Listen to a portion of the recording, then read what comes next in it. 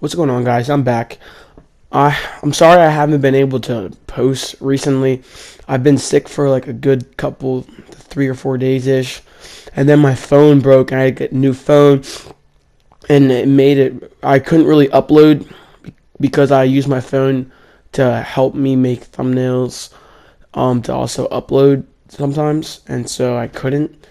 But now I'm back. But basically, I just want to talk about the Brooklyn Nets, and they could be a scary team. Now they only have one All Star in D'Angelo Russell, and they all are extremely young, with a couple of veterans in there. They have D'Angelo Russell, Karis LeVert, Jared Allen, Rondae Hollis Jefferson. All those guys are solid pieces. Karis LeVert, I do think he would have been a really good. Now he's been good this year. Don't get me wrong, but I think he would have been way better if he never had gotten hurt. And I think the injury bug had plagued this team a little bit, and I think it's been a little difficult for them. But the fact is that they've been able to maintain a good seeding in the Eastern Conference, and I just think they're a very underrated team that everyone should look out for in the playoffs. Now they're only a 7th seed in the East right now, and so if the playoffs were to end right now, they would end up playing the Raptors. Now, in my opinion, I do think the Raptors would beat them in about 5 to maybe 6 games, maybe 7 games if they're lucky. But I see 5 games, 6 games, and I just think it's a very good accomplishment, regardless if they move on past the first round, for this team to be looked at as a joke franchise and to bounce back like this, trading for D'Angelo Russell and basically getting an all-star out of him. Because as y'all remember, the Lakers traded D'Angelo Russell to get rid of Mozgov's contract, and everyone seen it as like a salary dump because they all knew they were going to draft Lonzo Ball. But little do they know is that D'Angelo Russell has really broken out this year into an all-star, and Lonzo's the one who has been, I wouldn't say disappointing, but he hasn't been that great. Obviously, D'Angelo Russell's been better, and I do think the Lakers did make a mistake in their point guard of the future, and if they let D'Angelo mature and give him time, they would have been good. Because you can look at the Lakers now; they are very disappointing. They're not even in the playoffs. They are currently the 11th seed right now. They're 31-40 with LeBron James on their team. And if you're telling me that I would have thought that the Nets would have been better than the Lakers at the start of the year, man, oh man, I would have. I don't know, bro. It's just so weird. And I do want to applaud the veterans on this team for leading them. Like people like Jared Dudley, like you saw yesterday, he hit a clutch 3 at the end to give them the lead after they came back on the Kings. It was like a 27-point lead. I don't even remember. But the fact is that their veterans have been very good. They've been patient with this young core, I should say.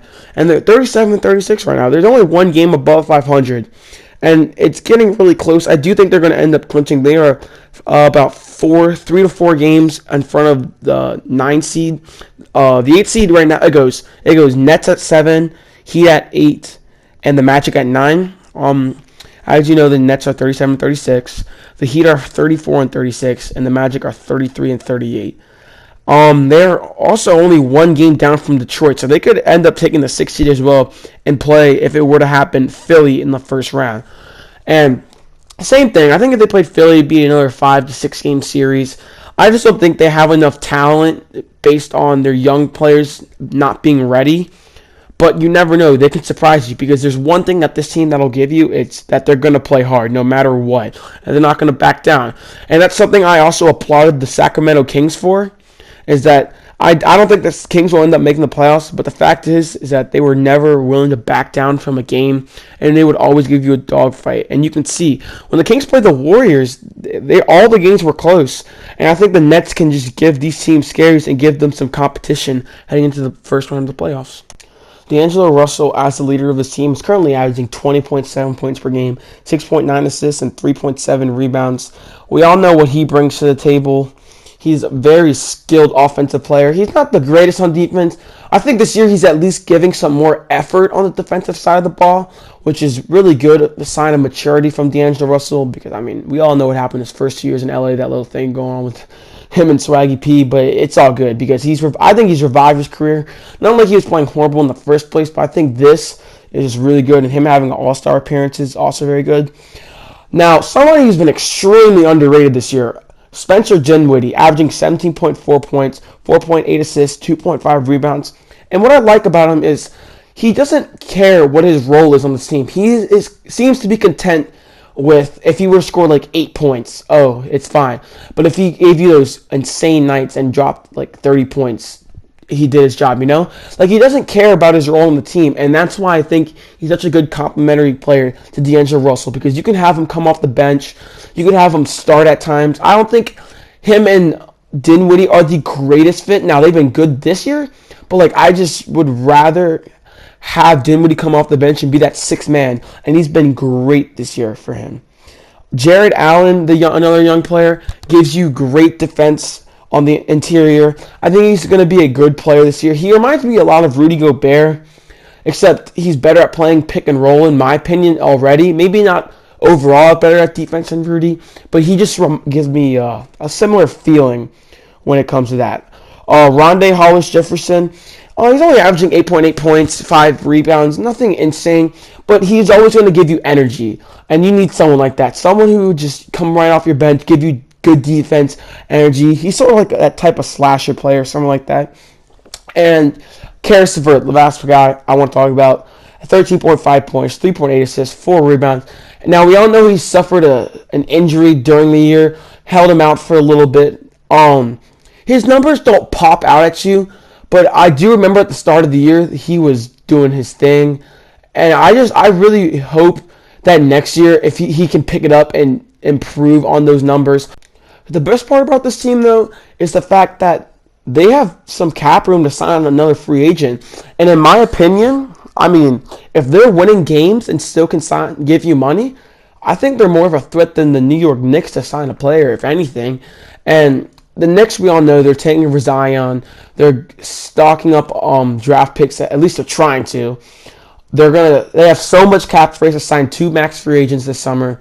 And I also think the Nets are better than the Lakers, in my opinion. The Lakers, their chemistry is just horrible. Like, it's just a toxic environment, it seems like there. Something a lot of people wouldn't really want to be a part of. But the Nets, they sort of offer what the Knicks are willing to offer for free agents, except they already have a winning atmosphere. The Knicks haven't had a winning atmosphere in so long. It's been very long since they had a winning record. And I just think that if people were to go to the Nets, this could be a dangerous team. Like, you put Kevin Durant, Kyrie Irving on the Nets, well, maybe not Kyrie because D'Angelo's already there, but you put Kevin Durant on these Nets, they're going to be winning games. And he's going to be able to lead this young group of core to a good record, I think. I could see if they sign Kevin Durant, maybe 40 to 50 wins. Like, I'm thinking 45-ish wins. That's not insane.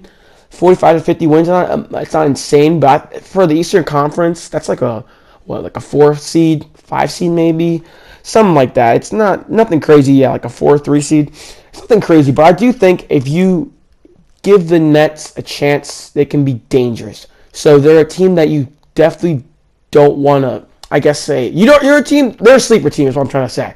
You don't want to sleep on them. And that's going to end the video, guys. Don't forget to leave a like and subscribe. If you want anything else like that, you already know what to do. Leave a comment down below, and I'll see y'all next time.